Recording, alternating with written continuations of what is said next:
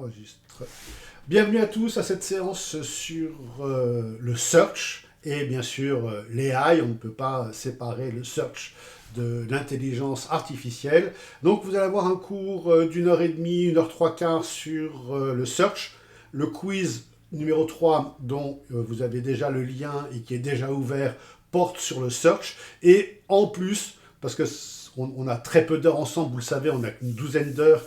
En plus, je vais vous donner quelques éléments sur le contenu, les stratégies de contenu, la Content Factory, le Content Calendar, parce qu'on en aura besoin pour l'épisode du mois de mars qui concerne le plan digital. On aura besoin de cette manière de fabriquer du contenu. Et puis, je vous passerai quelques informations aussi sur les médias sociaux, les réseaux sociaux, parce que, encore une fois, pareil pour le plan digital qui aura lieu le 19 mars, et le workshop là-dessus, on aura besoin de tout ça.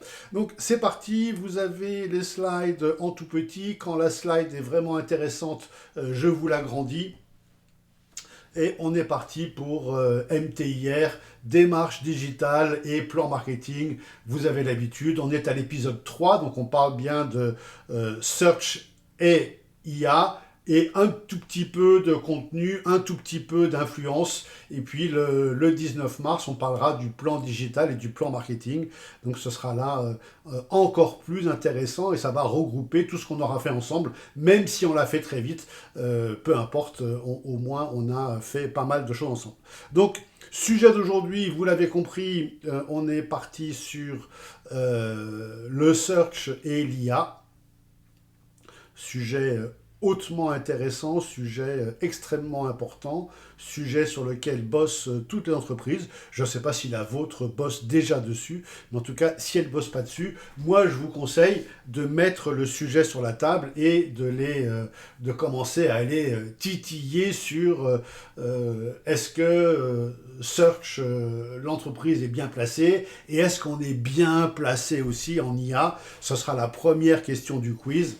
Tout ce qu'on va se dire aujourd'hui, on va parler, enfin pas tout parce qu'on va parler de content et de réseaux sociaux, mais tout ce qu'on va dire sur le search va parler de cette fameuse visibilité. Est-ce que votre entreprise est visible sur le web? Et dans le web, il y a bien deux grandes parties du web. Le web classique qu'on connaît depuis 30 ans, facile, et le web un peu plus nouveau, novembre 2022, le web produit par l'IA. Donc très très très important d'être visible dans ces deux endroits.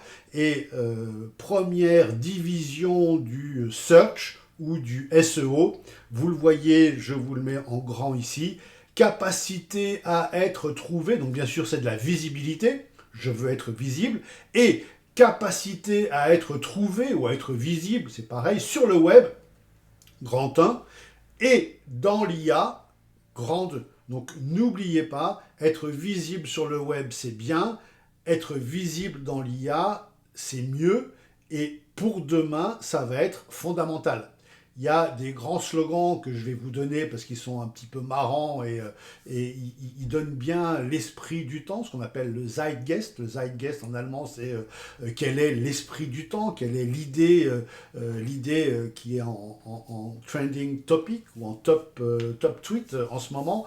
Eh bien, l'idée en ce moment, c'est AI or die. Donc, soit tu es dans l'IA, soit tu vas mourir. Une autre idée, c'est no AI, no business. Si tu n'es pas dans l'IA, tu ne feras pas de business. Et ça, c'est super important de bien le comprendre et de bien conjuguer la visibilité dans ce search entre le web et l'IA, parce que cet Internet qui est composé de ces deux grandes parties, il y en a plein d'autres qu'on va aborder rapidement aujourd'hui, mais pour commencer, ces deux grandes parties, le web d'un côté, donc si vous n'êtes pas présent, les gens ne vont pas vous trouver. Mais attention, ça ne veut pas dire qu'ils ne feront pas de business avec vous, parce qu'ils peuvent vous retrouver à un salon, ils peuvent vous retrouver lors d'une conférence de presse, ils peuvent vous retrouver lors d'une interview à BFM, ils peuvent vous retrouver dans une vidéo où vous êtes invité à un podcast, ils peuvent vous retrouver. Mais attention, deuxième partie, si vous n'êtes pas présent dans l'IA, et que votre client ou celui que vous souhaiteriez qu'il devienne votre client fait une recherche dans l'IA et dit Perplexity, fais-moi un tableau des 4 acteurs majeurs au niveau de l'électricité pour un data center, le moteur d'IA va aller chercher le fournisseur numéro 1, le fournisseur numéro 2, le fournisseur numéro 3. Il va faire un beau tableau avec les liens, avec les personnes à contacter, avec les devis, avec les emails pour appel d'offres, etc., etc. Et si vous n'êtes pas dans ce tableau, vous ne ferez pas de business. Parce que l'étape suivante, c'est OK, Perplexity, tu m'as fait un bon tableau, maintenant contacte ces gens et envoie-leur mon cahier des charges pour un appel d'offres. Donc bing, l'IA, il prend le cahier des charges et il l'envoie aux 3 personnes du tableau. Et si vous êtes le 4e, vous ne recevez pas le cahier des charges, vous ne recevez pas l'appel d'offres, donc vous êtes pas dans le business, vous n'êtes pas dans la course. C'est ça qui est hyper important de bien comprendre, je vous le remets en grand. Ce fameux SEO ou ce search, c'est la visibilité pour le web et pour l'IA. Alors il n'y a pas que le web et l'IA dans la vie, bien sûr, il y a aussi les magasins d'applications. Je vous l'ai dit la dernière fois, mais je vous le répète aujourd'hui, c'est hyper important pour une entreprise d'avoir non seulement 1, 2 ou 3 sites internet, mais d'avoir 1 ou 2 applications, parce que c'est complètement différent. Bien sûr, visibilité sur les réseaux sociaux, visibilité dans les e-boutiques, et bien sûr aussi, on va y aller, visibilité dans Google Maps, dans Google Travel, dans Google Shopping, dans les podcasts, et pour certains cas, je pense à la marque employeur, être visible aussi dans les job boards. Donc, vous avez cette slide qui vraiment explique cette division en 2 du search. Le search, c'est 1, le web, classique avec tout ce qu'il y a dedans, et 2, l'IA. C'est vraiment 2 choses hyper importantes, et je pense qu'une question du quiz porte là-dessus.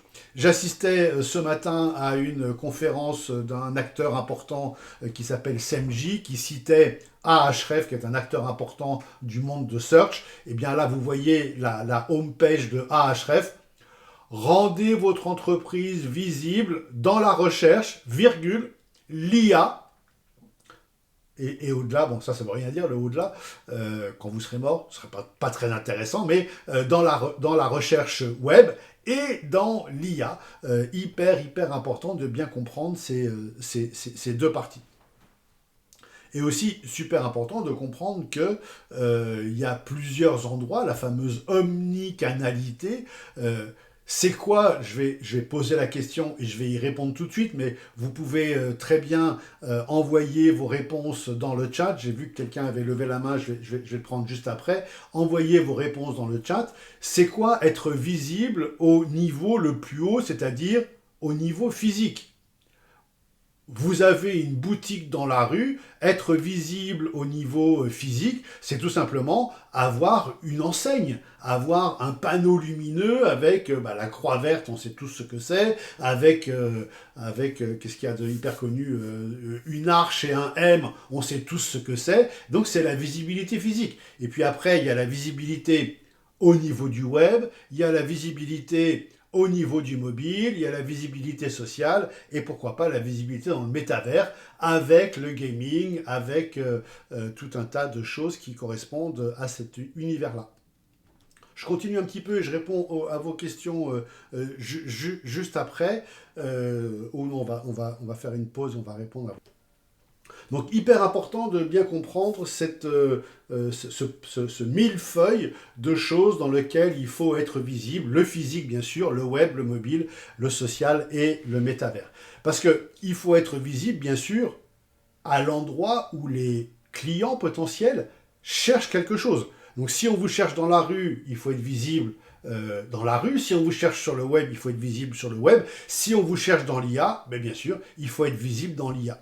Et donc, c'est ce qu'on va appeler, d'une manière un petit peu fausse, mais qui est assez juste encore aujourd'hui, c'est ce qu'on va appeler le fameux SEO. Alors je vous donne la signification de SEO, beaucoup d'entre vous le savent déjà bien sûr, Search Engine Optimization. Donc dites bien engine et pas autre chose, ça se dit comme ça, Search Engine. Donc Search Engine veut dire moteur de recherche, un engine c'est un moteur, search, recherche, donc Search Engine, moteur de recherche, optimization. Donc, optimiser notre visibilité, notre présence dans les moteurs de recherche et plus généralement dans les 5 endroits qu'on va voir maintenant, qui sont les endroits où les gens, les clients, les prospects cherchent les choses. Donc quel est le premier endroit où les gens cherchent quelque chose? Eh bien sûr, c'est Google. Donc il faut être, pour l'Europe, Google fait encore 95% des recherches. Dans le monde, c'est plutôt 85% des recherches, parce que bien sûr, les Chinois, les Russes, les Indonésiens ne cherchent pas dans Google, ils vont chercher dans Baidu, ils vont chercher dans Yandex, mais peu importe, Google est encore l'endroit principal où on cherche les choses. Donc, il faut être visible dans Google. Mais il faut être aussi visible dans le deuxième endroit où les gens cherchent des choses, c'est YouTube. C'est YouTube qui est le deuxième endroit au monde où on fait le plus de recherches. Et la majorité des recherches commencent par tuto pour quelque chose. Donc il faut être présent dans YouTube et même en B2B. YouTube est un endroit où les gens recherchent beaucoup de choses. Et bien sûr, troisième endroit, retenez bien ces 3 endroits. Et puis le quatrième est important aussi, ça va de soi. Et le cinquième, c'est celui qui nous réveille la nuit en ce moment. Mais le troisième endroit, c'est dans les magasins de e-commerce, dans les e-boutiques. Et quand vous voyez ici sur Amazon, qui est le plus gros e-commerçant du monde, mais on aurait pu mettre Alibaba, c'est la même chose, ou on aurait pu mettre autre chose, c'est toujours, on aurait pu mettre Cdiscount, on aurait pu mettre la Fnac, on aurait pu mettre Sephora, on aurait pu mettre n'importe quel e-commerçant, eh bien vous avez aujourd'hui de la publicité et un choix qui est que l'on peut acheter, que l'on peut favoriser. Et donc être présent chez les e-commerçants, ça veut dire quand les gens cherchent, dans le cas de cette slide, quand les gens cherchent headphone, mais quand les gens cherchent votre catégorie de produits, être le premier qui apparaît en résultat payant ou en résultat gratuit. On va y venir dans quelques instants. Ça, c'est le troisième endroit. Je vous rappelle les 3 endroits où les gens cherchent le plus. 1, Google. 2, YouTube, qui appartiennent tous les deux à Alphabet. Et 3, les magasins. Et dans les magasins, ce phénomène d'être présent va s'appeler du retail media. Retenez bien ce nom, c'est un nom hyper important aujourd'hui, le retail media. Le quatrième endroit, c'est les réseaux sociaux. Là, j'ai mis TikTok, mais vous le connaissez déjà mieux que moi. Et le cinquième endroit, j'ai mis Mistral, mais bien sûr, Mistral n'est pas le premier. Ce serait plutôt OpenAI qui serait en première position. Mais Mistral est ici aussi extrêmement bien placé.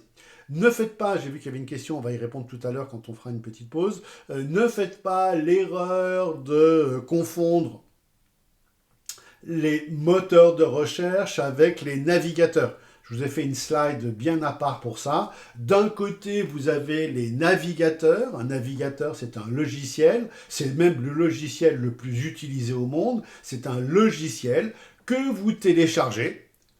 Parfois, vous le téléchargez sur votre ordinateur où il est pré-téléchargé dans le cadre de Edge et de Safari. Mais généralement, vous n'aimez pas Edge et vous n'aimez pas Safari. Donc, vous téléchargez Chrome avec un point .exe pour les Windows et un point DMG pour les Mac. Vous téléchargez Chrome et vous installez Chrome dans votre machine. C'est donc le contraire d'un SaaS, Software as a Service. C'est un logiciel que vous installez sur votre machine. Et puis si vous n'aimez pas Chrome, vous pouvez installer Firefox, vous pouvez installer Opera. Et moi, pour ma part, j'ai installé Brave, qui est un autre navigateur que je préfère, mais peu importe, c'est pas très important. Vous avez aussi 2 acteurs majeurs de l'IA qui sont OpenAI et Perplexity, qui ont lancé des navigateurs, Comet et Atlas. Et donc ça, c'est un navigateur. Ce qui est complètement différent d'un moteur de recherche. Et celui qui a introduit la confusion entre navigateur et moteur de recherche, c'est nos amis de chez Google, parce que d'un côté, ils ont Chrome, qui est un navigateur, et de l'autre côté, juste à côté, ils ont Google Search, qui est un moteur de recherche que vous avez ici avec le fameux G. Mais il n'y a pas que Google Search comme moteur de recherche, il y a aussi Bing, il y a aussi DuckDuckGo, il y a aussi tout ce que vous voulez. Et aujourd'hui, il y a, deuxième élément extrêmement important dans les moteurs de recherche ou les endroits où on cherche, il y a aussi le fameux IA qui arrive avec le AEO, GEO. Alors on va se plonger dans tous ces acronymes absolument délirants. GEO, c'est Generative Engine Optimization. AEO, c'est Answer Engine Optimization.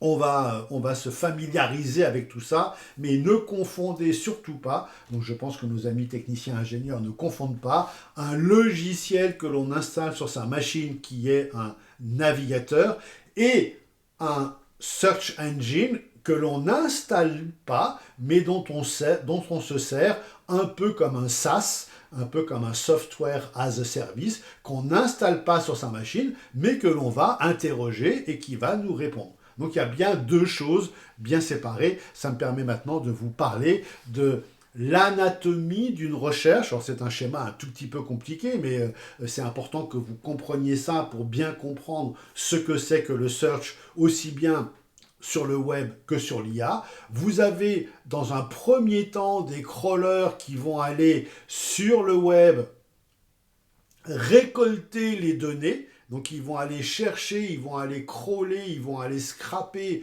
ils vont tout simplement faire des copier-coller, pour utiliser un terme que vous connaissez tous. Hein. Les robots, dans un premier temps, font des copier-coller de tout le web sur leur serveur.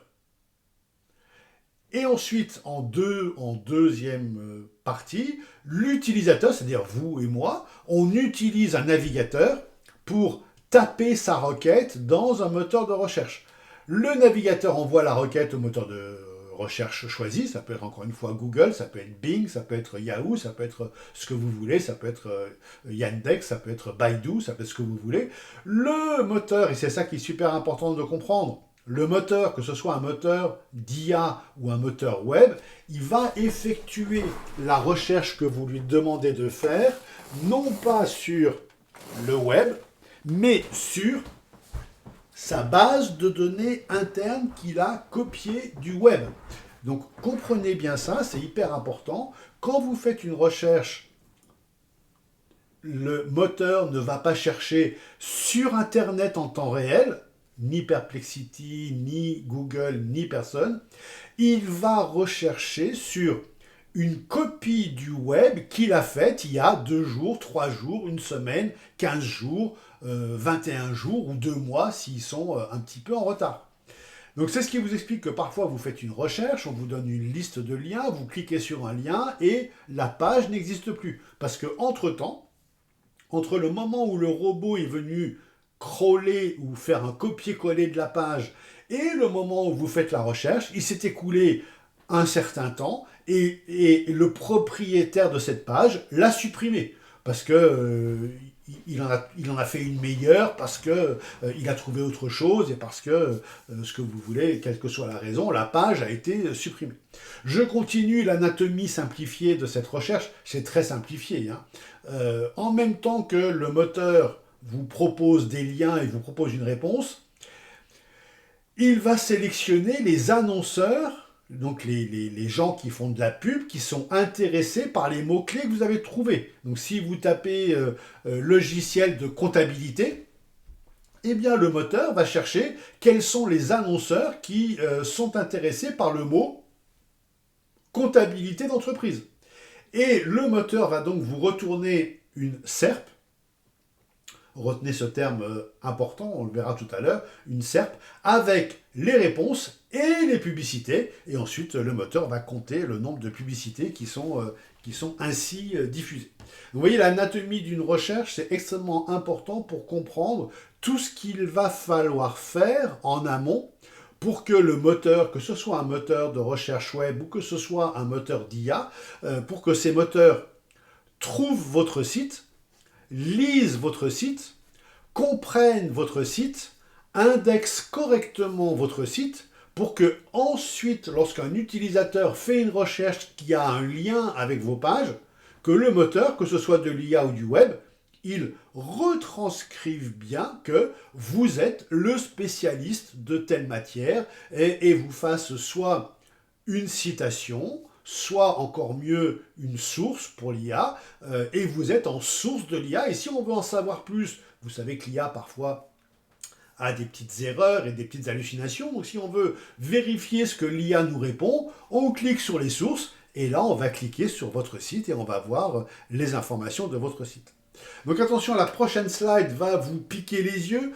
C'est une slide qui est extrêmement complexe, mais c'est la slide qui est la réponse à la question 1 du quiz. Je pense que vous êtes tous sur le quiz actuellement. Si vous n'y êtes pas, donnez le lien du quiz à toutes les personnes qui ne sont pas présents là dans la réunion pour qu'ils puissent eux aussi faire le quiz, tant bien que mal. Mais première question du quiz, voilà la réponse. Alors désolé, c'est une slide qui pique les yeux, hein, c'est une slide qui est horrible parce qu'elle est extrêmement complexe. Mais j'y peux rien, c'est la matière qui est complexe. Je vous laisse quelques instants pour la lire, mais je vais vous l'expliquer très très très rapidement.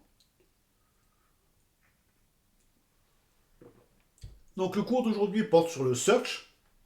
Le search, c'est synonyme de référencement si vous voulez utiliser un terme français, ou synonyme de SEM. Ça nous avance pas beaucoup, mais SEM, c'est Search Engine Marketing. Et c'est égal à deux choses. La chose en noir plus la chose en rose. Donc la chose en noir, c'est le web classique. Donc il est composé de 6 éléments. Le SEO, Search Engine Optimization. Je vais vous dire ce que c'est dans une seconde. Là, le point 2, le Search Engine Advertising, ça c'est la publicité payante aux mots-clés, aux enchères que l'on va mettre sur les moteurs de recherche, on va y venir dans quelques instants, plus l'ISO, l'ISO c'est App Store Optimization. Donc sur le quiz, je ne vous demande pas de mettre la signification de tous les acronymes. Vous me réécrivez cette équation et ça ira bien. Donc ISO, ça veut dire App Store Optimization. L'App Store Optimization, c'est tout simplement, vous avez une app, eh bien, comment faites-vous pour que votre app soit sur Google Play, soit sur l'App Store, pour que votre app soit visible lorsque les gens recherchent, je cherche une application pour gérer la domotique de ma maison, comment est-ce que Home Assistant que vous avez lancé va être en première position par rapport au reste. Ça, c'est hyper important, c'est App Store Optimization. Le point 4, c'est SMO, Social Media Optimization. Comment faire pour que les posts que vous postez soient visibles même un jour, 2 jours, 3 jours après que vous les ayez postés. Donc comment faire remonter le cours du temps à vos interactions sociales, comme si, pour qu'elles apparaissent aux utilisateurs, comme si vous veniez juste de les poster. Ça s'appelle du SMO, donc Social Media Optimization. Le point 5, c'est le local. Donc avec Google Maps principalement, mais aussi Google My Business, Profile Enterprise, etc., etc. Et le 6, c'est ce que j'évoquais tout à l'heure dans les e-boutiques, ce qu'on appelle le retail media, c'est la publicité et le référencement que vous faites pour être en très très bonne position dans les e-boutiques avec les e-commerçants. Donc ça, c'est la première partie, c'est le web. Et la deuxième partie, ne l'oubliez pas, la partie rose, c'est la partie de l'IA, avec un AEO, donc j'ai déjà dit, mais je le répète, Answer Engine Optimization. Donc vous comprenez, Answer Engine, moteur de réponse. L'IA est un moteur de réponse Optimization. Le GEO qui est Generative Engine Optimization. Donc comment être présent dans les IA génératives qui font des textes. Comment est-ce que votre entreprise peut être citée ou être la source ou être dans le tableau des principaux acteurs lorsque l'IA générative répond quelque chose. Vous avez aussi le SGE, le SAIO, le SXO. Je ne vais pas tout vous détailler maintenant sur cette slide, mais retenez que donc, le search, c'est les 6 éléments en noir, plus, même si c'est un peu compliqué, je suis désolé, les 5 éléments en rose. Autant ça fait 30 ans qu'on travaille sur les éléments en noir, donc on est assez outillé, on a l'habitude, on sait faire. Sur le SEO, c'est complexe, c'est pas simple. On ne peut pas payer pour être en première position en SEO. En SEA, c'est de la pub, donc on paye, on est en première position. On met en première position des éléments sponsorisés, des éléments promotionnels, des éléments poussés par la pub. Le SEO, c'est différent. Le SEO, c'est la recherche ou les résultats organiques de Google ou de Bing, les résultats naturels, la partie blanche, si vous préférez vous exprimer comme ça, la partie organique, naturelle, et là, c'est gratuit. Il n'y a rien qui puisse vous faire arriver en première position du SEO. Rien de payant. C'est le travail sur votre site, le travail sur les méta, le travail sur les backlinks, le travail sur le on-page, off-page, on-site, off-site. C'est le travail qui va payer et qui va vous faire passer en première position. Donc voilà je dirais la carte posée, voilà les acteurs posés, voilà tout ce qu'il faut savoir. On va rentrer un peu dans le détail, mais pas trop non plus, parce que c'est extrêmement compliqué, avec ce fameux en vert ici, le fameux Search Web. C'est du long terme sur plusieurs mois. Oui, il faut plusieurs mois pour être présent en SEO. Je réponds à une question du chat. Moi, mon record, c'est 3 semaines pour être en première position, mais c'est un record sur des termes un peu niche. Normalement, c'est plusieurs mois de travail. Donc là, vous avez le SEO, le SEA, le SMO, le ASO. En bas, vous avez ici le retail média et à côté, le local. Donc ça, c'est pour le web classique. Et deuxième slide, en rose orangé ici, vous avez le AI Search avec le Search Experience Optimization avec le AEO, GEO, SGE et SIO. Donc SIO, Search Artificial Intelligence Optimization, et le SGO, Search Generative Experience. Est-ce que ça dure ou est-ce qu'il faut faire de l'amélioration continue? Non, c'est de l'amélioration continue, c'est un travail de tous les jours sur le site, c'est des heures et des heures de travail pour avoir, et c'est pour ça que juste après ce cours sur le search, on va faire un rapide passage par le contenu, le content, avec le brand content et le content marketing, ou globalement le content stratégie, la stratégie de contenu. Pourquoi est-ce qu'on fait ça juste derrière? Parce que la seule manière d'arriver bien placé aussi bien dans l'IA que dans le web, c'est d'avoir un excellent contenu.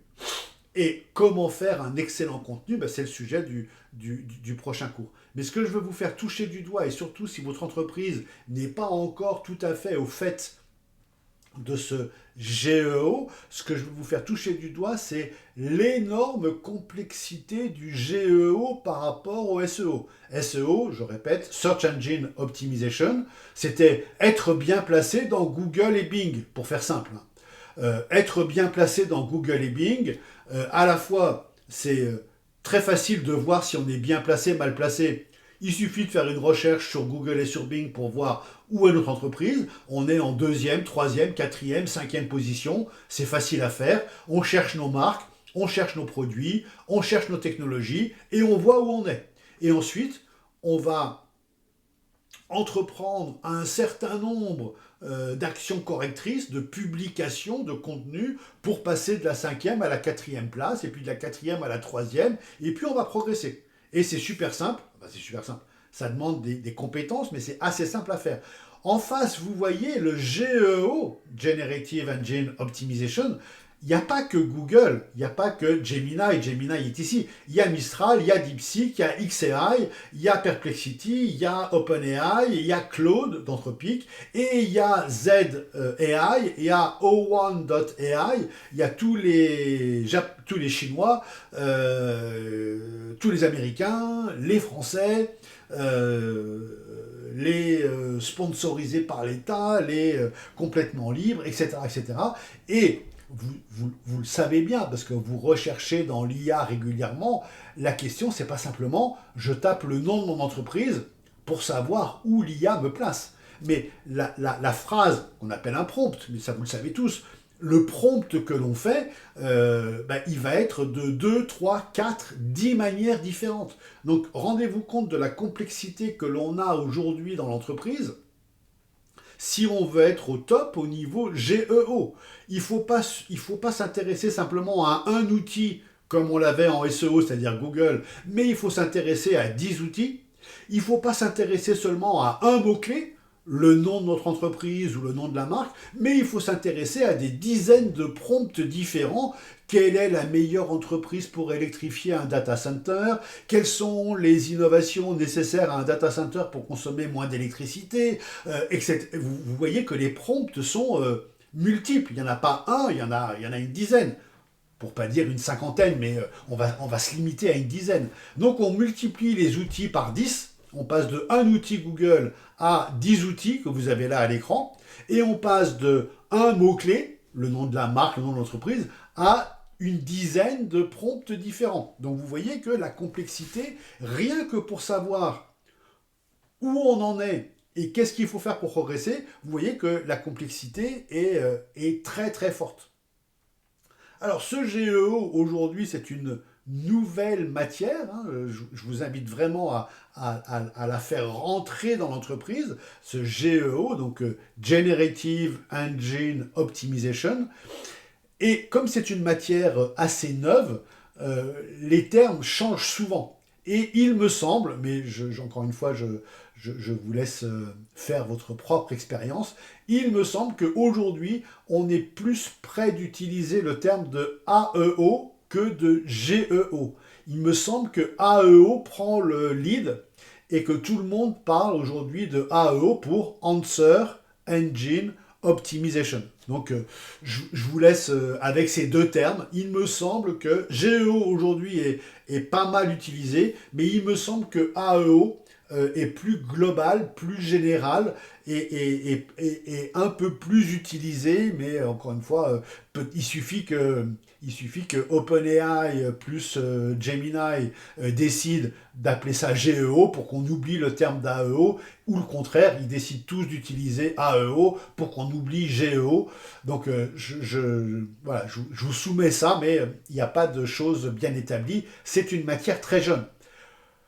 Vous le comprenez, comme c'est une matière très jeune, vous pouvez très rapidement devenir spécialiste de cette matière, puisque les spécialistes, ils ont 2 mois d'ancienneté là-dedans. Donc vous pouvez très bien vous rattraper les wagons et devenir un spécialiste de l'AEO. Et croyez-moi, vraiment croyez-moi sur parole, l'AEO va être quelque chose de fondamental pour que les entreprises puissent avoir de nouveaux clients et ne soient pas exclus du fonctionnement automatique des IA, des fameux MCP, des fameuses automatisations, du fameux machine to machine. Et ça, c'est extrêmement important d'être présent dans les moteurs d'IA, encore plus que d'être présent dans le web.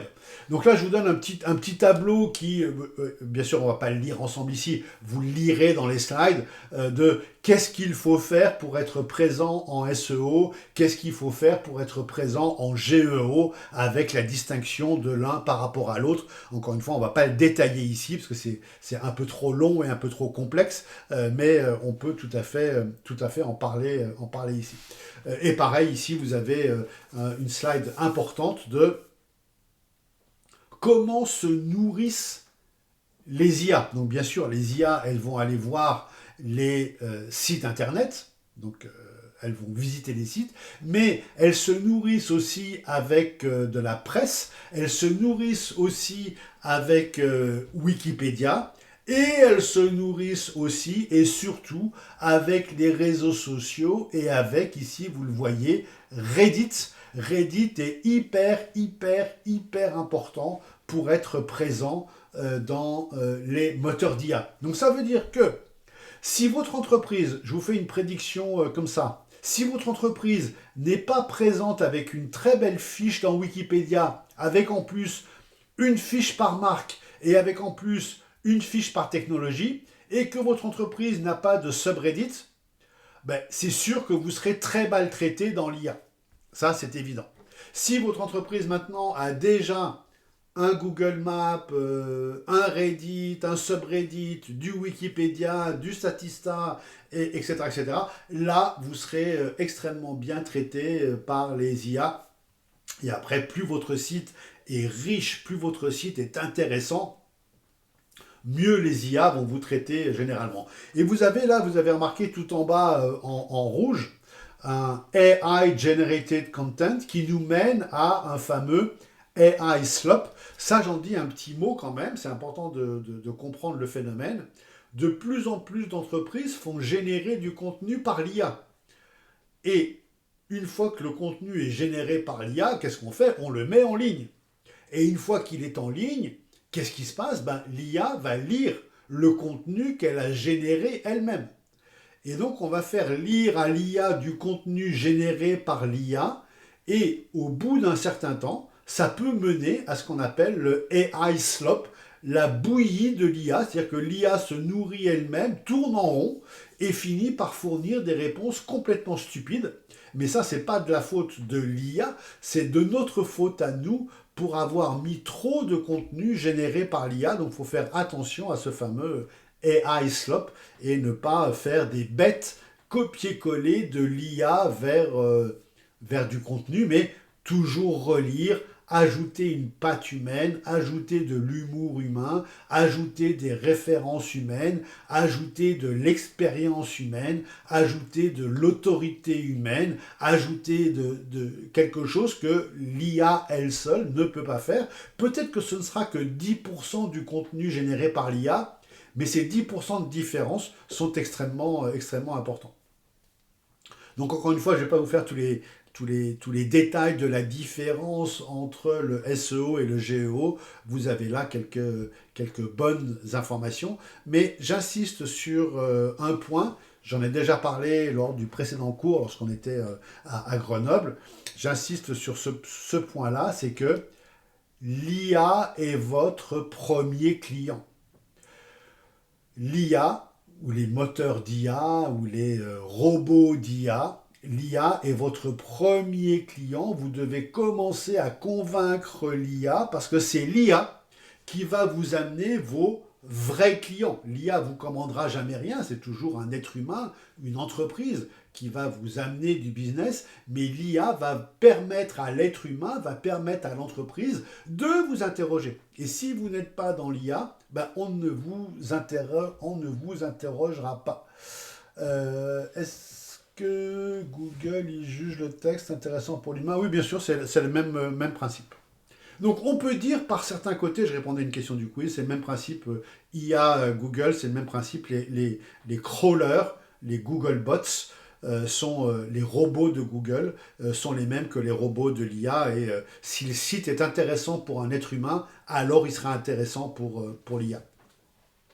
Donc quelque part on signe un petit peu avec l'AEO, Answer Engine Optimization, on siffle un petit peu la fin du web. Puisque à quoi bon aller visiter 10, 15, 20 liens si l'IA vous fait un résumé de ce qu'il y a sur les 10, 15, 20 sites. C'est ce qu'on appelle de plus en plus le zéro clic. Vous posez une question, que ce soit à Google classique ou à Gemini, que ce soit dans un sens ou dans l'autre, vous posez une question et vous avez directement la réponse à votre question sans cliquer sur aucun lien. Et vous comprenez que pour les marques, ça fait partie des questions qui sont dans le quiz, vous comprenez que pour les marques, bien on perd du trafic.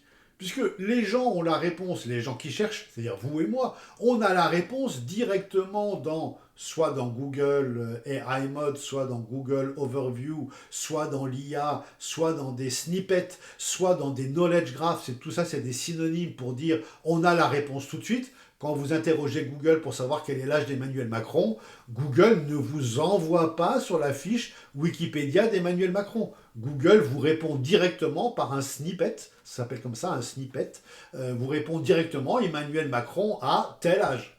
Et il vous répond même ce qu'on appelle le PAA. Le PAA veut dire People Also Ask. Il vous répond même l'âge de Brigitte Macron est de tendant et l'âge de Justin Trudeau, souvent ils sont associés à Macron, est de tant d'années. Ce People Also Ask est très important puisque il va faire marcher entre autres les moteurs d'IA.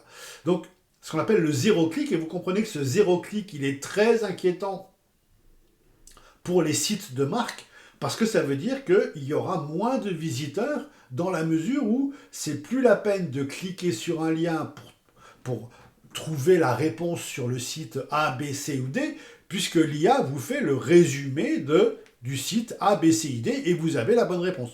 Et éventuellement, vous avez une source qui vous permet d'aller vérifier tout ça. Donc c'est la fin du web, donc quelque part c'est la fin de Google, c'est pour ça que Google est extrêmement impacté par l'IA, et c'est pour ça que Google a Gemini, qui est le remplaçant de Google, la deuxième vie de Google, c'est bien sûr pas le Google Search Engine, c'est Gemini qui va nous permettre d'avoir les réponses à tout ça.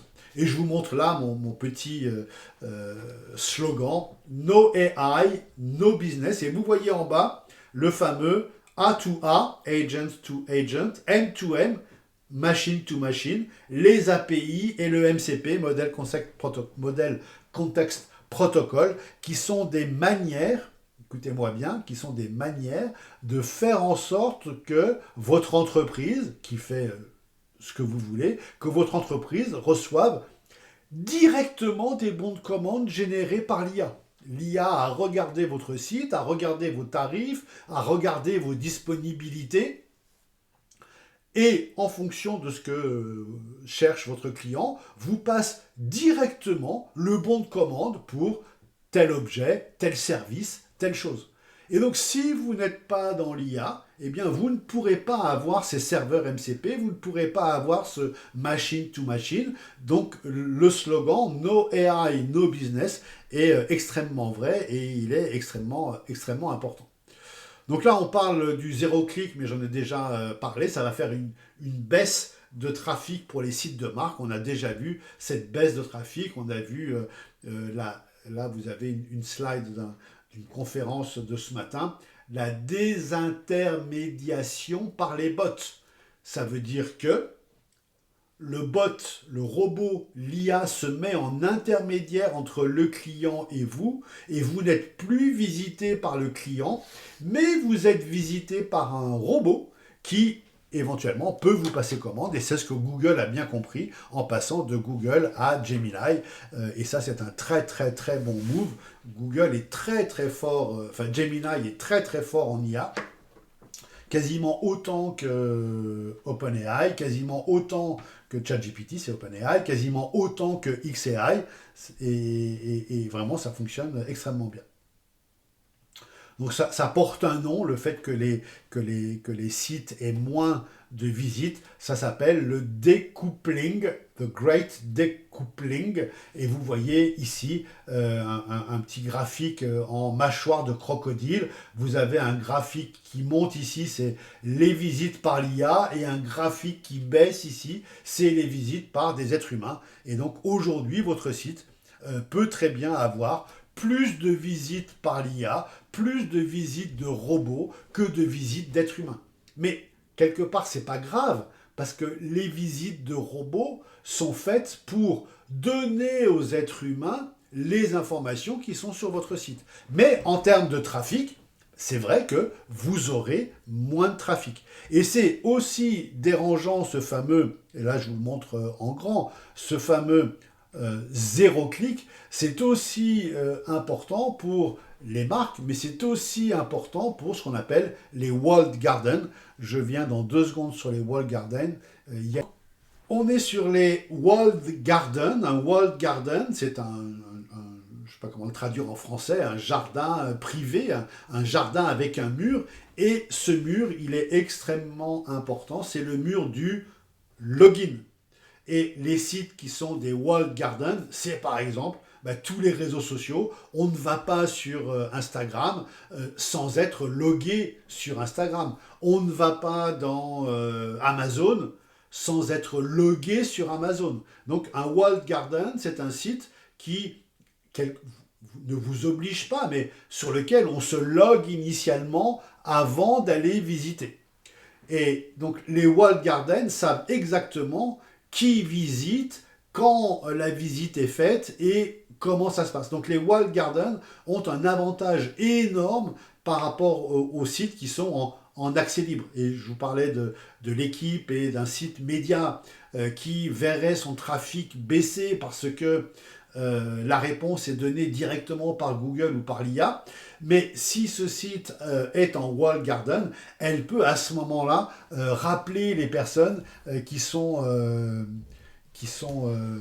intéressés par les informations et les faire revenir sur le site. Et effectivement, c'est ce qu'on appelle les problématiques de droit voisin. Et effectivement, tous les sites disent certaines fois, on ne veut pas que nos informations soient prises par l'IA, on ne veut pas que nos informations soient prises par Google et soient redonnées directement sans visite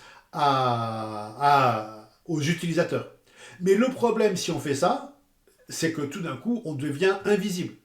Et donc c'est pour ça que Google en France et en Europe verse des sommes assez importantes de droits d'auteur qui vont dans un panier de droits d'auteur qui sont ensuite redistribués aux médias. Donc des sites comme l'Équipe ou comme le Figaro, comme Libération reçoivent 100, 200, 300 000 euros qui sont donnés à l'État français par Google pour autorisation d'aller prendre les informations et qui sont ensuite redistribués au site en fonction de tout ça. Mais tout ça ne remplace pas d'avoir de bons visiteurs, d'avoir un walled garden, et c'est la chose la meilleure qui puisse arriver. Dans d'autres pays du monde, Google ne rémunère personne. Cette question précise s'appelle la question, j'ai jamais compris pourquoi ce terme existait, mais c'est le terme juridique, s'appelle la question des droits voisins. Et donc là, vous avez sur le graphique qui suit ici, je vous le mets en grand, vous avez ici l'ampleur du zéro clic. C'est qu'aujourd'hui, 64, pour pas dire 65% des recherches, là c'est une stat sur mobile, sur desktop et mobile, c'est encore plus important sur mobile. Vous avez ici 65% des recherches qui ne donnent lieu à aucun clic vers un site. Parce que la réponse est donnée directement et naturellement aux visiteurs. Donc on va faire un tout petit peu maintenant de vocabulaire sur ce fameux SEO. Donc là, il y a plein de mots qui sont ici. Celui que je veux absolument que vous reteniez, c'est tout simplement celui-là. SERP. Retenez ces initiales. Et c'est tellement utilisé en entreprise qu'on ne dit plus SERP, mais on dit carrément SERP. C'est devenu un mot. Et ce mot SERP veut tout simplement dire Search Engine Result Page. C'est tout simplement, vous en avez vu des millions depuis que vous faites des recherches sur Google, c'est tout simplement la page de résultats que Google vous donne lorsque vous faites une recherche. Donc la SERP, c'est la page que Google vous renvoie ou c'est la page que l'IA vous renvoie lorsque vous tapez un prompt, vous tapez des mots-clés. Eh bien, la réponse de Google ou la réponse de l'IA s'appelle une SERP et tout le monde parle de SERP. Et bien sûr, aujourd'hui, Google ajoute de la pub dans la SERP. Et demain, OpenAI a dit que dans ChatGPT, il allait ajouter éventuellement de la pub à l'intérieur des résultats de ChatGPT. Pour l'instant, on ne l'a pas vu arriver en France, mais ça pourrait très bien arriver. Un autre terme que vous devez connaître, c'est GSC pour Google Search Console. C'est le premier outil, la GSC, c'est le premier outil qu'on utilise lorsqu'on fait du SEO, lorsqu'on fait du référencement. C'est quoi la Google Search Console? C'est tout simplement le fait d'inscrire son site en disant j'ai fait un site, ça peut être un blog, ça peut être un site marchand, ça peut être un site vitrine, ça peut être un site corporate, enfin n'importe quoi. C'est tout simplement le fait d'inscrire son site pour que Google vienne le visiter. Donc la première étape dans le SEO, dans le référencement, c'est de dire à Google, « Hey Google, j'ai fait un site, voilà l'adresse du site, c'est bien mon site, et la GSC, la Google Search Console, donc c'est gratuit, hein, c'est un outil Google gratuit, vous pouvez tous y avoir accès, et la GSC va vous dire, prouve-moi que c'est bien ton site, donc vous allez lui prouver par différentes manipulations. Généralement, ça vient dans les DNS, mais je ne vais pas vous embêter avec ça. Vous prouvez que c'est votre site, et la GSC va vous donner des milliers de statistiques sur qu'est-ce que les gens ont cherché avant d'arriver chez vous, à quelle place vous êtes, d'où viennent vos visiteurs, qu'est-ce qu'ils visitent avant, après, pendant, et vous allez avoir des centaines d'informations. Donc le premier outil, c'est pas le plus important, mais le premier outil quand on fait du référencement, c'est la Google Search Console, outil gratuit. Et deuxième outil, pareil, il est gratuit, s'appelle GA4, Google Analytics 4. Je ne vous dis pas pourquoi il s'appelle Google Analytics 4, mais vous pouvez imaginer. C'est l'outil que Google vous fournit gratuitement aussi et qui vous donne toutes les analytics, toutes les données chiffrées, un peu plus profond que la GSC, la Google Search Console, et outil aussi intéressant, mais c'est un très bon lien avec la partie suivante, qui s'appelle Google Ads. Et Google Ads, c'est effectivement l'outil qu'on va utiliser pour faire du SEA. Donc là, on est passé du SEO, Search Engine Optimization, référencement gratuit, organique, naturel de Google, au SEA, Search Engine Advertising. Là, c'est la pub de Google. Et cette pub, on va passer rapidement, hein, cette pub, elle se fait à l'achat de mots-clés aux enchères. Donc vous dites, voilà, je mets 1 euro, 2 euros, 3 euros pour être le premier lorsque quelqu'un recherche ce mot-clé. Et vous pouvez le faire sur du display, sur de la vidéo ou sur plein de choses. Donc là, vous sortez le chéquier et moi j'ai des clients qui dépensent 10 000 euros de Google Ads tous les mois pour être en première position. La grande différence entre le SEA et le SEO, c'est que le SEA, le résultat est instantané. Le lendemain du moment où vous payez des enchères élevées, vous êtes en première position. Donc ça, c'est immédiat, résultat, effet immédiat. Mais le jour où vous arrêtez, vous retombez là où vous étiez avant. Alors que le SEO, c'est pas un effet immédiat. Il faut faire du contenu, il faut faire des liens, il faut faire un tas de choses. Et petit à petit, on progresse. Mais quand on est en première position, on redescend jamais en 10e. Si un concurrent fait des efforts, on passera en 2e. Nous, on va faire encore plus d'efforts, on reviendra en première position. Mais le SEO, qui est gratuit, il est pérenne. Alors que le SEA, qui est payant, lui, il va durer le temps que vous payez. Si vous arrêtez de payer, eh bien, votre référencement est terminé. Donc là, vous avez plein d'informations sur les aperçus en IA, le mode IA de Google, etc. Et plein d'informations sur tous les lancements de Google Ads. Je ne vais pas vous les détailler, mais il y a vraiment plein de choses à comprendre dans les publicités. Et le plus important, c'est Performance Max, qui est alors attention, c'est un petit peu compliqué, désolé, hein, le cours est très technique, hein, qui est une IA à l'intérieur de Google Ads pour que vous puissiez optimiser votre publicité pour toucher le plus de gens possible et gagner le plus d'argent possible. Donc, Google utilise l'IA pour optimiser votre performance publicitaire. Donc c'est un petit peu compliqué, hein, c'est de l'IA qui utilise de l'IA pour nous propulser dans l'IA. Donc désolé, c'est un peu complexe. Et là, vous avez les informations de mesure. Et Google vous propose aussi un studio créatif dont on parlera.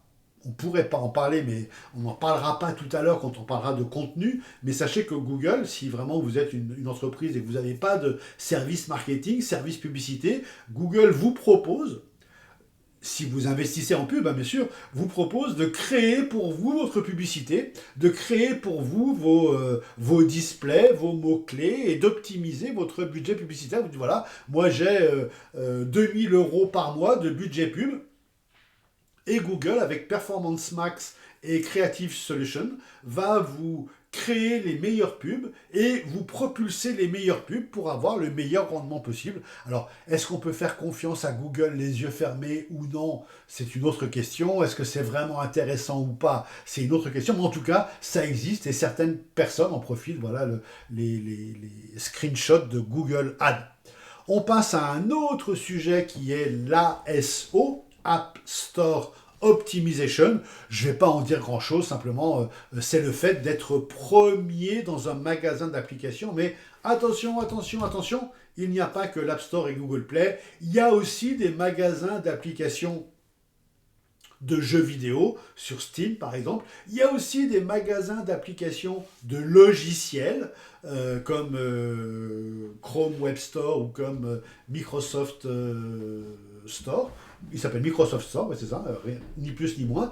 Et de la même manière qu'il peut y avoir sur une télé, vous avez tous vu des Smart TV, et sur une télé, il peut aussi y avoir un App Store qui permet, c'est généralement dérivé de Google, mais ça peut être du Samsung, ça peut être autre chose, et bien vous avez aussi un App Store qui vous permet de mettre des apps sur votre télé. Et la question de l'ASO, App Store Optimization, c'est comment faire en sorte que votre application, qui bien sûr propulse votre contenu, propulse votre marque, propulse votre pub, comment faire, ou votre jeu vidéo qui vous fait gagner de l'argent, comment faire pour que votre jeu, votre app, soit en première position lorsque l'utilisateur tape, je sais pas, jeu familial pour s'amuser. Ben vous avez lancé un Skyjo en virtuel avec des blagues en plus. Comment faire pour que votre Skyjo virtuel arrive en première position dans le magasin d'applications d'App Store, de Google, de la télé et de Steam, parce que c'est un jeu. Comment faire pour que votre produit arrive en première position? C'est toute la problématique de l'ASO, App Store Optimization. Après, on passe rapidement, parce qu'on en parlait tout à l'heure, à SMO, Social Media Optimization. Donc là, bah, ça prend en compte tous ces éléments-là. Je ne vais pas les évoquer ici, parce qu'on va en parler tout à l'heure. Avec, bien sûr, comme acteur principal de ce SMO, les gens de chez Meta, avec une excellente application qui permet de faire vraiment, même en gratuit, qui permet de faire plein de choses, qui est le Meta Ad Manager, et qui vous permet même de savoir quels sont, sans rien payer, sans rien faire, qui vous permet même de savoir quels sont les budgets, quels sont les... Il y a une question de quelqu'un, est-ce que je donne des cours à Polytechnique? Oui, aussi, je donne des cours à Polytechnique. Quels sont les budgets dépensés par vos concurrents ou par, vous avez envie de savoir combien Nike dépense en publicité sur Instagram, Facebook et WhatsApp? Eh bien, vous pouvez avoir accès à cette statistique gratuitement, sans payer, uniquement à travers le Meta Ads Manager.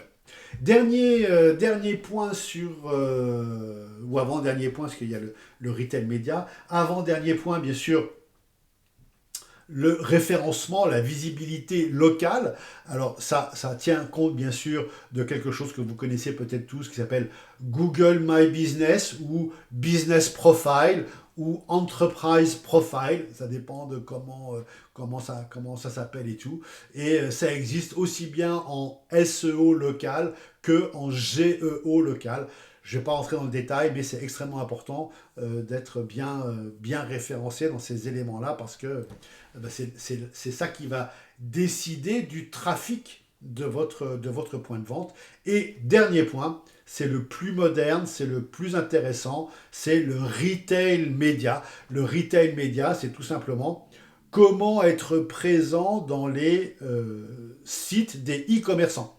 Et donc là, vous avez là plein d'informations sur le retail média, et retenez ce terme aussi dans le retail média du DOOH, vous l'avez ici souligné, je vous le mets en grand, le DOOH, ça veut dire Digital Out of Home.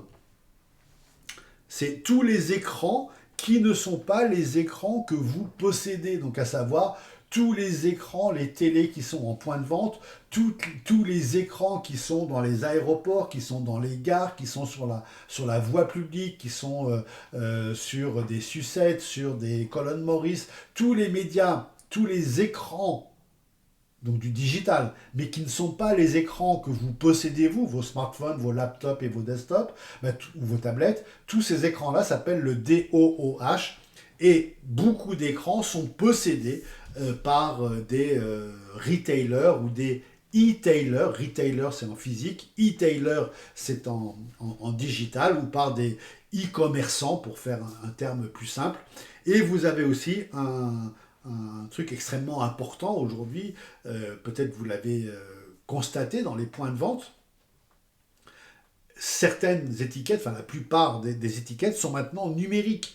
C'est-à-dire que les étiquettes où il y a marqué le prix et la référence du produit, les étiquettes, elles sont numériques en ce qu'on appelle de l'e-ink, de l'encre permanente qui ne consomme pas d'électricité. Donc une simple pile permet de faire fonctionner l'étiquette pendant 2-3 ans. Et vous avez une boîte française, vous avez le nom ici en bas, qui s'appelle Vusion, pas Vision, mais Vusion Group, qui est le leader mondial des étiquettes numériques. L'immense avantage de l'étiquette numérique, couplé à l'IA, ben vous le voyez arriver, hein, quand il y a quasiment plus de produits en étagère, on augmente le prix. Quand l'étagère est pleine de produits et qu'on sent que les produits ne vont pas partir, etc., ben, l'étiquette numérique, elle peut baisser de 2 centimes le prix toutes les heures pour voir à quel moment les gens disent « Ah bah tiens, un paquet de chips à 80 centimes, bah j'en prends 2. » Et hop, le rayon se vide, et dès que le rayon est à moitié vidé, hop, le prix redevient 1,35 €, parce que bah, justement, avec l'IA, on a vu qu'il y avait plus de commandes, moins de commandes, et que ça fonctionnait extrêmement bien. Donc, dernière slide de cette partie sur le search, c'est, comme vous avez l'habitude de les voir, la slide récapitulative qui reprend tous les éléments que l'on a vus dans cette partie-là, avec la grande équation, là, en bas à gauche. Désolé, elle est très complexe, mais c'est super important que vous la compreniez bien, avec partie noire, le web, partie rose, l'IA, avec ce fameux search qui se divise en web plus IA, avec le SMO, le ASO, le SEA, le SXO, le local, bien sûr, et puis le retail média que vous avez ici, et le zéro clic, qui est un élément extrêmement important, et cette phrase extrêmement importante, là elle est dite gentiment, l'IA est aussi un client, et je la dis un peu plus méchamment, l'IA est votre premier client, et j'espère qu'on n'arrivera jamais à ce stade où l'IA est votre seul client. J'espère qu'on n'en arrivera pas là, mais néanmoins, aujourd'hui, c'est hyper important. Et encore une fois, ça concerne presque plus, pour le coup, ça concerne plus le B2B que le B2C. En B2B, si vous n'avez pas compris que l'IA était votre premier client et qu'il fallait être bien référencé dans l'IA pour pouvoir ensuite faire des affaires dans le monde réel, vous avez vraiment loupé un train, et c'est important que vous, si je peux me permettre de vous appeler vous les jeunes, qui êtes nés en 2002, même le 1er août 2002 pour l'un d'entre vous, et c'est important que vous apportiez en entreprise cette parole disant « Attention, si on n'est pas dans l'IA, demain on n'est plus dans les appels d'offres et demain on ne fait plus de business ». Donc voilà la conclusion sur cette belle partie de search, ce qui me permet de passer à la deuxième partie. Il y en aura 3 aujourd'hui, mais celle-là va être beaucoup plus rapide, sur les stratégies de contenu. Donc là, je vais aller beaucoup plus vite. C'est un petit plus, c'est pas prévu de le faire sur ce cours-là, mais je prends quand même un petit peu de temps pour vous parler du contenu, avec juste quelques éléments. De la même manière, je vous parlerai un tout petit peu des réseaux sociaux. C'est pas prévu dans ce cours, mais je le fais quand même pour que ce soit plus clair pour le prochain cours du 19 mars, où là nous parlerons de plan digital, parce que si je ne parle pas de ça et de social media aujourd'hui, vous comprendrez un petit peu moins bien le plan marketing et le plan digital. C'est pour ça que je me permets de faire une petite entorse au contenu initial du cours, en allant un petit peu au-delà et vous parler de stratégie de contenu. Alors, très rapidement et de manière très brutale, la stratégie de contenu, ça peut être deux choses qui sont quasiment opposées. D'un côté, en haut, le brand content. En bas, opposé au brand content, le content marketing. Je ne vais pas vous donner des définitions complexes et je ne vais pas vous expliquer pendant une demi-heure ce que c'est que l'un et l'autre. Je vais vous donner un exemple et vous allez comprendre tout de suite. Le brand content, je pense que vous voyez bien ma canette de Coca-Cola en énorme. Le brand content, c'est de dire je parle de mon produit, je parle de ma marque, je parle de moi, je suis centré sur moi. Ma marque, nous sommes les premiers mondiaux, chaque seconde, 10 canettes de coca s'ouvrent, nous sommes en part de marché, on est les meilleurs du monde, nous sommes présents dans 189 pays dans le monde sur 195 à l'ONU, nous sommes les meilleurs, nous sommes les plus bu, c'est nous, ma marque, The Coca-Cola Company, etc. C'est ma marque en avant. Ça, c'est du brand content. Et opposé au brand content, vous avez en haut, Red Bull, qui fait lui du content. Ah. Il y a un petit malin qui s'est amusé à me muter, c'est gentil, mais je l'ai vu. Vous avez Red Bull qui, lui, fait du content marketing. Vous pouvez aller sur le site de redbull.com, redbull.fr, vous ne verrez pas une canette. Red Bull ne fait que vous parler des choses que vous aimez. Vous aimez le sport extrême, vous aimez le plongeon, vous aimez la F1, vous aimez le wakeboard, vous aimez je sais pas quoi, le plongeon de haut vol, vous aimez l'aviation, vous aimez le parachutisme, vous aimez le wingsuit, vous aimez tout ça, et bien le site vous parle de ça. Donc, d'un côté, vous voyez le brand content, je parle de moi, de ma marque, de moi, de moi, de moi. De l'autre côté, le content marketing, attention, je parle de ce qui intéresse mes utilisateurs. C'est peut-être une erreur, mais je ne pense pas, vu le succès de la marque, j'ai décelé que mes consommateurs chez Red Bull étaient des gens qui aimaient les sports extrêmes. Eh bien très bien, je te fais du contenu de sport extrême. Et je te parle que accessoirement de la canette de Red Bull. C'est accessoire. Vous voyez, quand Red Bull fait de la F1, Red Bull a une, voire même deux équipes de F1, c'est eux qui choisissent le directeur sportif, c'est eux qui choisissent le moteur, c'est eux qui choisissent les coureurs automobiles. Si Coca fait de la F1, ben Coca va coller son logo sur une voiture, et c'est pas Coca qui va choisir le conducteur, c'est le pilote plutôt, c'est pas Coca qui va choisir le motoriste, c'est pas Coca qui va choisir les stratégies de course, Coca ils mettent juste leur logo sur une voiture.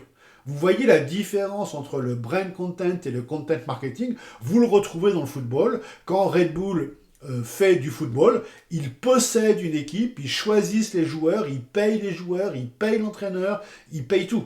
Quand Coca fait du football, ils mettent leur logo sur un stade.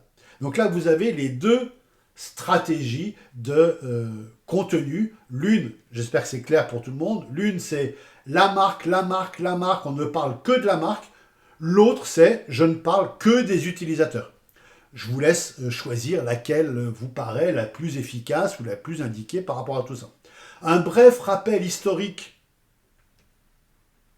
Je vous le montre ici, le rappel historique. Un bref rappel historique. Les premiers à avoir fait du contenu, c'est John Deere, qui fait des machines agricoles et qui a fait un magazine qui parle aux agriculteurs des problématiques d'agriculteurs. Donc c'est un journal qui parle de la météo, du sol, des semis, de différentes choses, qui ne parle pas de machines agricoles, mais qui parle aux agriculteurs des sujets qui sont intéressants pour un agriculteur. Et puis vous avez de la même manière Michelin, en 1902, qui a sorti le petit guide rouge qui était offert à toutes les personnes qui achetaient des pneus. Donc vous achetez des pneus, et vous comprenez que le souhait de Michelin, c'est que vous rouliez le plus possible avec ces pneus pour les user et en acheter de nouveaux. Donc Michelin vous offrait gratuitement le petit guide rouge qui vous expliquait tous les châteaux à visiter, tous les phénomènes naturels à visiter. Après, ils ont mis les restaurants à visiter pour vous donner envie de rouler avec votre voiture. Et donc là, vous avez plein d'exemples comme ça de contenus qui sont proposés. Les deux exemples, c'est 1895, John Deere avec The Furrow et 1902, Michelin avec le petit guide rouge. Ce qu'il faut comprendre dans les stratégies de contenu, c'est qu'il y a un mot qui est hyper important, que je vous mets là en grand, qui est l'attention. On a l'habitude de dire time is money, mais aujourd'hui, c'est pas time qui est monnaie, c'est l'attention c'est l'attention qui est importante. C'est attention is money. Vous avez un bouquin extrêmement intéressant qui est écrit par quelqu'un qui est extrêmement important dans le monde des médias digitaux, qui s'appelle Gary V-E-E, ou son nom complet c'est Gary Vaynerchuk, qui a écrit un bouquin, vous comprenez le titre, hein, Day Trading Attention. C'est-à-dire qu'une entreprise, si elle veut être visible, si elle veut que son contenu soit vu, elle doit au quotidien essayer de capturer l'attention des lecteurs. Donc c'est une bataille, appelez ça comme vous voulez, une bataille de l'attention, où lui il préfère dire une négociation au jour le jour de l'attention. Chaque jour, mon objectif, c'est de récolter le plus d'attention possible. Donc, ne lisez pas, mais retenez le livre de Gary Vaynerchuk, Day Trading Attention, et vous avez là sur les slides un résumé de ce bouquin, tout comme vous avez un résumé d'un autre bouquin qui est lui aussi extrêmement important, qui lui est beaucoup plus vieux, il date de 99, et qui est de Monsieur Pine, P-I-N-E, qui s'appelle The Experience Economy et dont le sous-titre est Competing for Customer Time, Attention and Money. Là, vous comprenez bien que c'est clair et net. Je veux le temps de mon client, je veux son attention et juste après, je veux son argent parce que je veux qu'il achète mes produits. Et c'est ça qui est hyper important aux yeux de ce monsieur Pine. Donc, c'est quoi ce fameux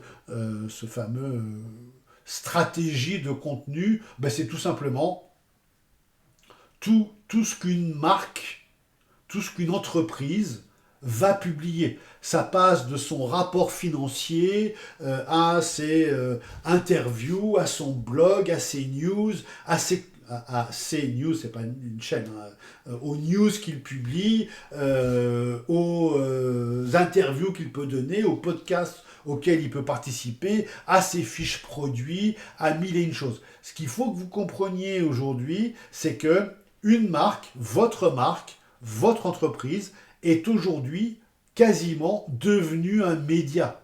La marque est un média parce que il est important de comprendre que la marque va publier quasiment tous les jours une news, va publier des choses tous les jours et va chercher à faire en sorte que les utilisateurs nous portent attention, nous prêtent attention, lisent notre contenu. Donc la marque est quasiment aujourd'hui un peu comme un média. Et quand on parle de contenu, on va parler de différents contenus, je vous le mets en grand ici. À la fois, on va parler des UGC, User Generated Content. Donc là, c'est les commentaires clients, les reviews, les tests qui sont faits par les clients. Mais aussi des contenus publiés par des experts. Attention, il y a différents types d'experts.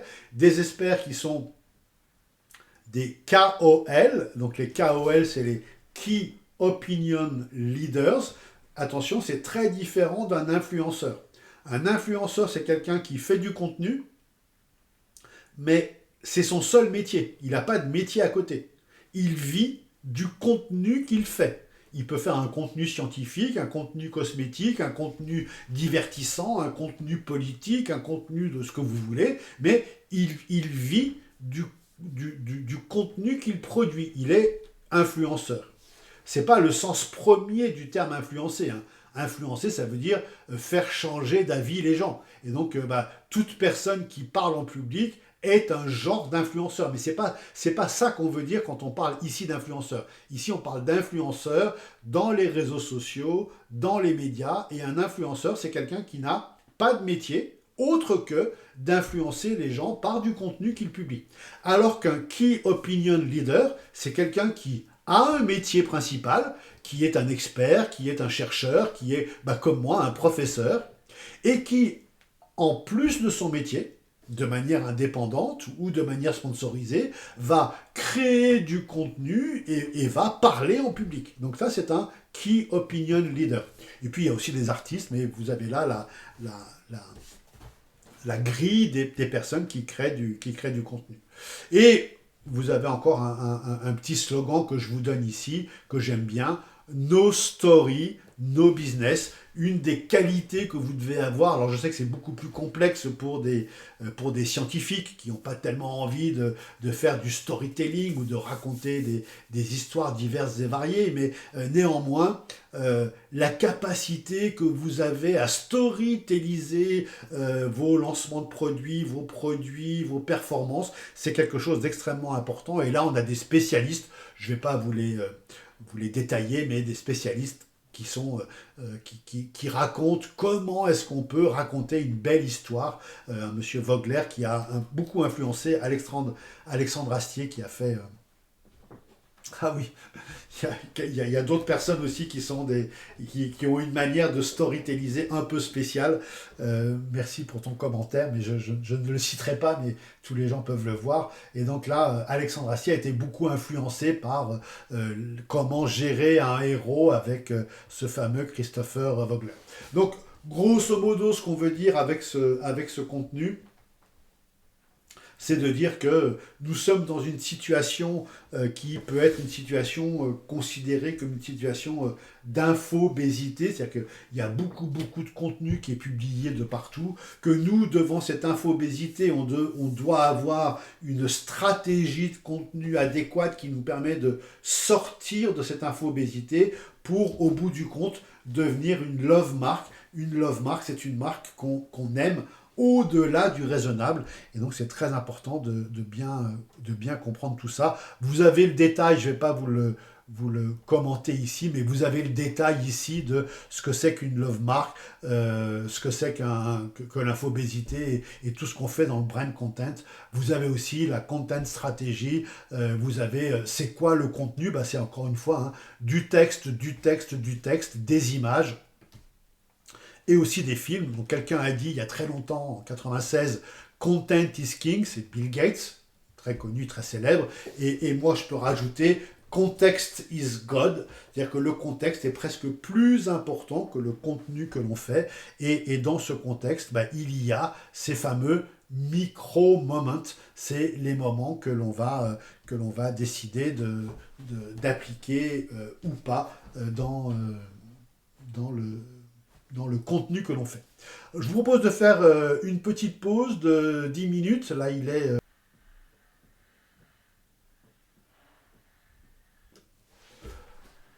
Donc, le contenu est hyper important, bien sûr. Content is king. Et moi, j'ajoute à Content is king le fameux Context is God. Parce que le contexte de la recherche, le moment dans lequel se trouve votre client, le moment dans lequel se trouve votre utilisateur est extrêmement important. Est-ce que vous êtes dans un moment où votre utilisateur cherche à avoir de la connaissance, cherche à savoir quelque chose de manière générale? Ou est-ce qu'il est dans le contexte de se déplacer et de venir à un endroit précis? Est-ce qu'il est dans le contexte de il doit acheter quelque chose parce qu'il a besoin d'acheter un objet qui fait telle et telle chose? Donc est-ce qu'on est dans un moment où il veut savoir quelque chose? Est-ce qu'on est dans un moment où il veut aller quelque part? Ou est-ce qu'on est dans un moment où il veut au contraire faire quelque chose? Et c'est ça que Google résume très très bien dans ces moments to go, que je vous conseille bien sûr de bien connaître et de bien apprendre. Dans ces conseils de Moments to Go, eh bien, il y a voilà, les différents en bleu les moments où votre utilisateur veut savoir quelque chose, et donc là on va lui donner du contenu. Le moment où il veut aller quelque part, ben, on va lui donner des cartes. Le moment où il veut faire quelque chose, on va peut-être lui donner des vidéos tutos. Et le moment où il veut acheter quelque chose, ben, on va le mettre sur un site de e-commerce. Vous comprenez que en fonction du contexte, la réponse que vous faites à votre utilisateur ben, va changer de type, parce que on ne va pas répondre de la même manière à quelqu'un qui veut aller à la pharmacie de garde, ou quelqu'un qui veut aller passer une semaine en Espagne, ou quelqu'un qui veut aller faire ses courses dans un magasin de premier prix. Donc, tout ce que vous avez compris jusqu'ici sur le contenu, eh bien, c'est la moitié du travail. L'autre moitié du travail, ça consiste à distribuer ce contenu. Et pour distribuer ce contenu, on a un acronyme qui s'appelle POEM, qui veut dire Paid, Owned, Earned Media.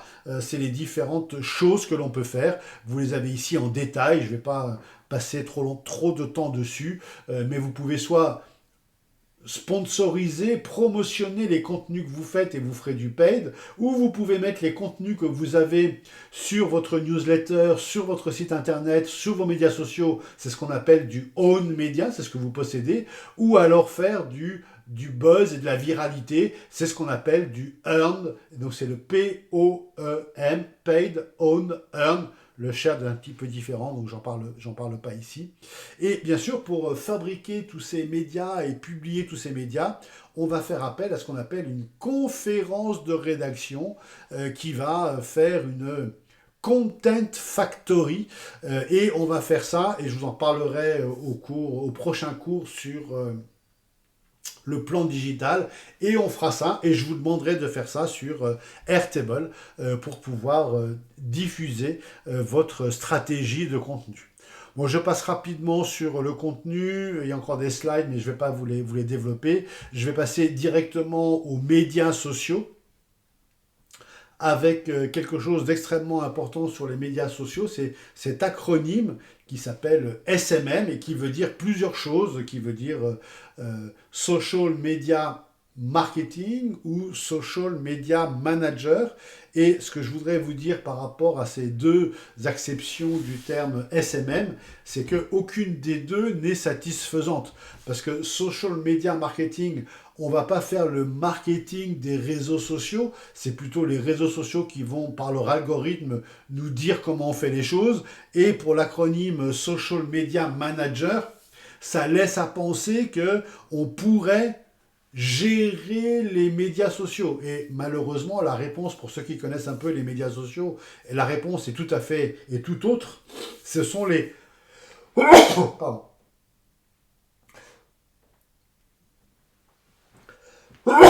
Excusez-moi, j'ai pas pensé à muter le micro. Désolé pour cet horrible bruit disgracieux.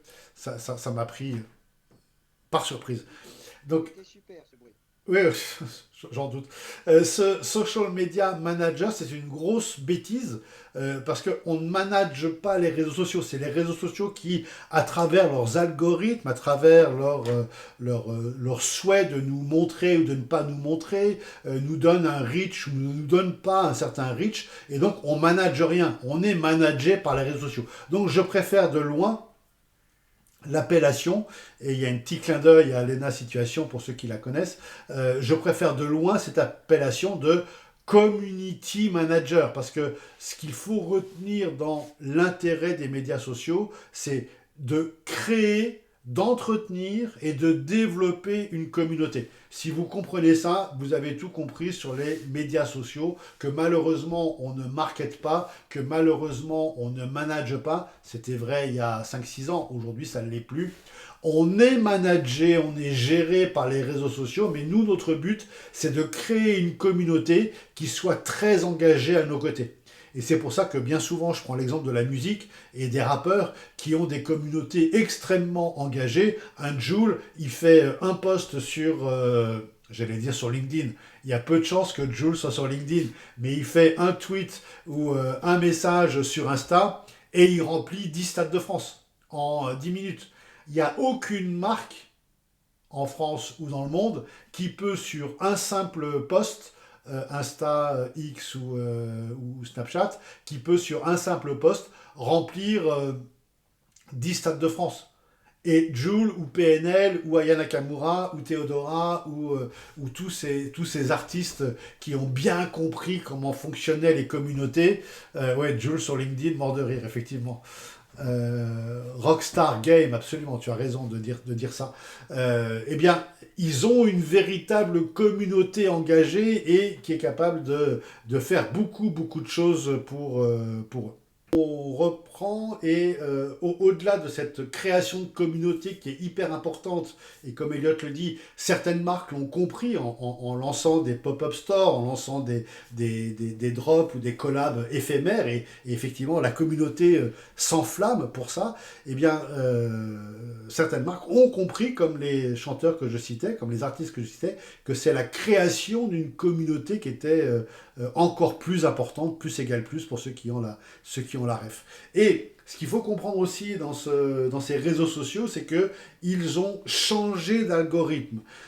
On était, avant les années 2020, on était sur un graphe social, c'est-à-dire que ce qui comptait, c'était qui vous êtes, le nombre de followers, votre ancienneté, votre autorité, votre street cred, le fait que vous soyez un GOAT ou un original gangsta, le fait que vous soyez important, que vous soyez riche, que vous soyez puissant, que vous fassiez de la pub. Et si vous étiez tout ça, eh bien, on vous montrait à plein de gens.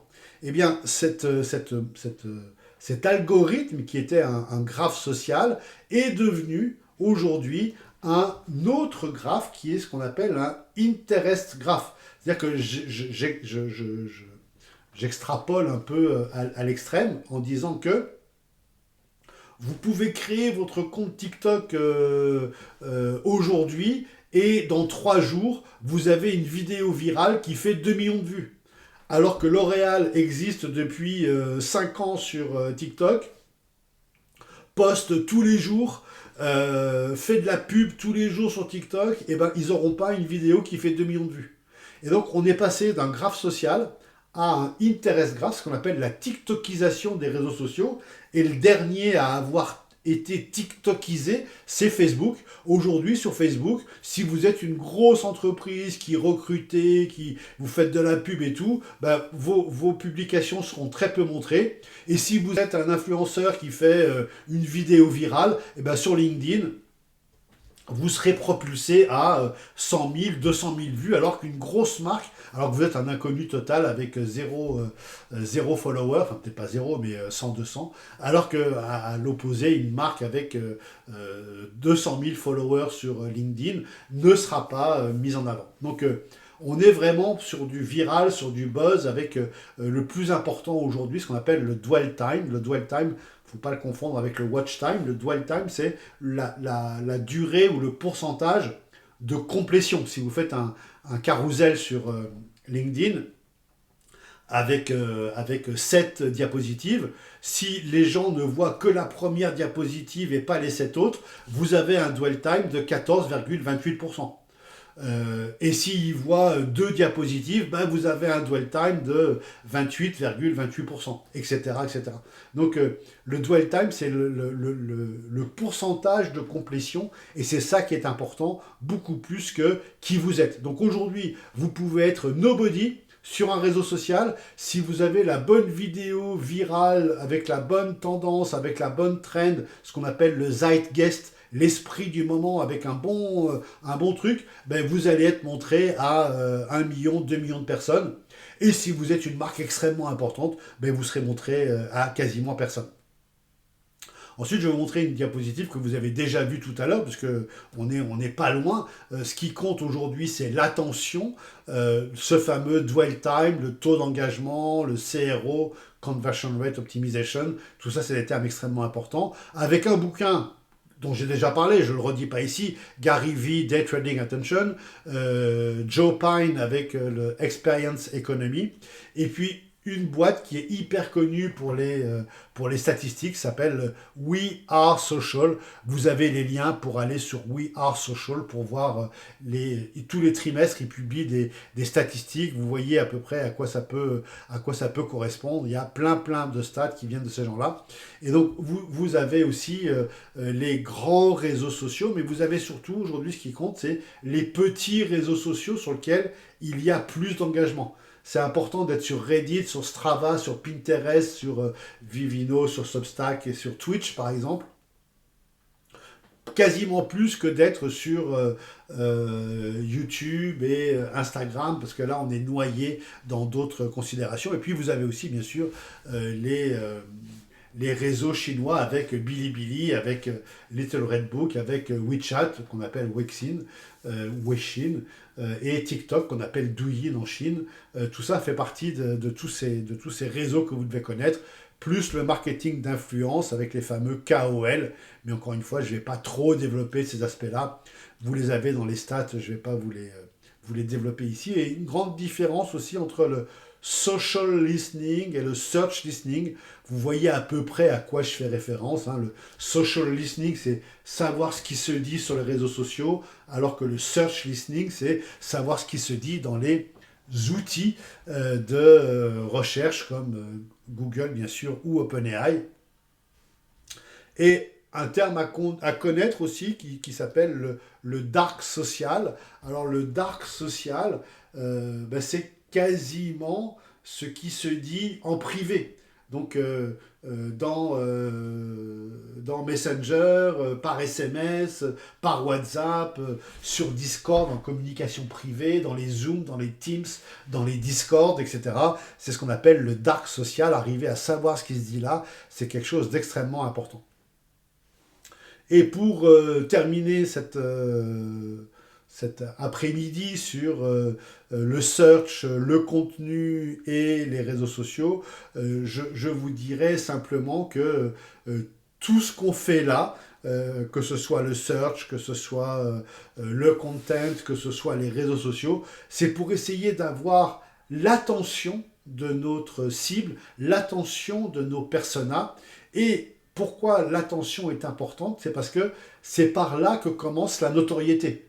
Et c'est par là que commencent tous les tunnels de vente, les sales funnels, les entonnoirs de vente ou les processus de vente. Si vous connaissez AIDA, attention, intérêt, désir, achat, on commence par l'attention. Si vous connaissez le AAARRR, qu'on verra le 19 mars ensemble, ça commence par la notoriété et l'attention.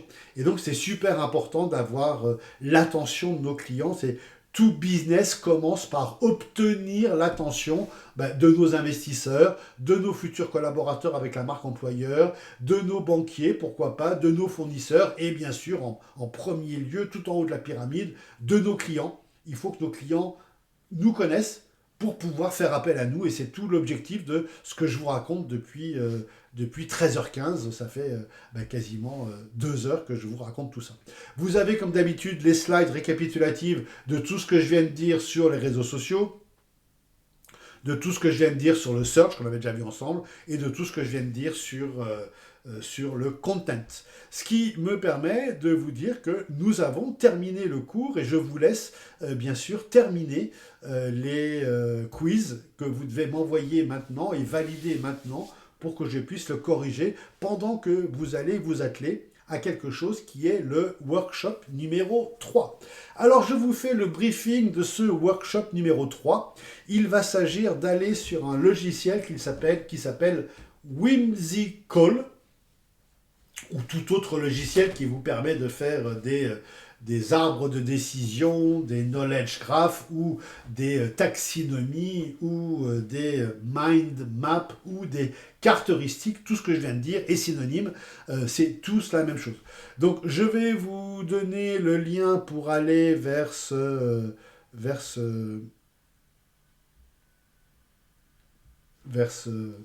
schéma-là. Donc, ce que vous allez devoir faire groupe par groupe, c'est 1.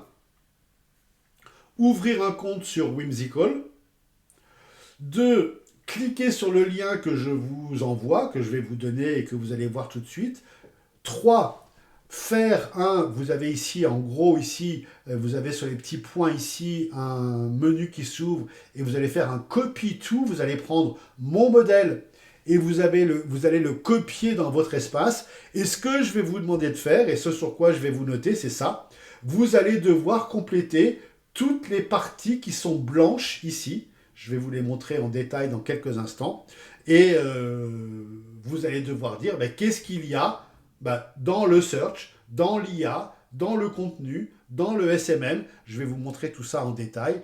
Et vous avez ici plusieurs modèles pour vous aider. Donc voilà, une vision, vous les avez dans les slides, je ne vais pas le commenter, une vision du digital marketing. Et vous avez là une vision sous forme qui est très célèbre, c'est pour ça que je vous le montre, d'un arbre qui est l'arbre du marketing digital de Mike Robinson. Et vous avez là, au cœur de l'arbre, le tronc, c'est le website. Et vous avez en racine du tronc la stratégie, le branding, le content et le research. Et en branche du tronc, vous avez le search, le marketing, l'advertising, le email, le social media, etc.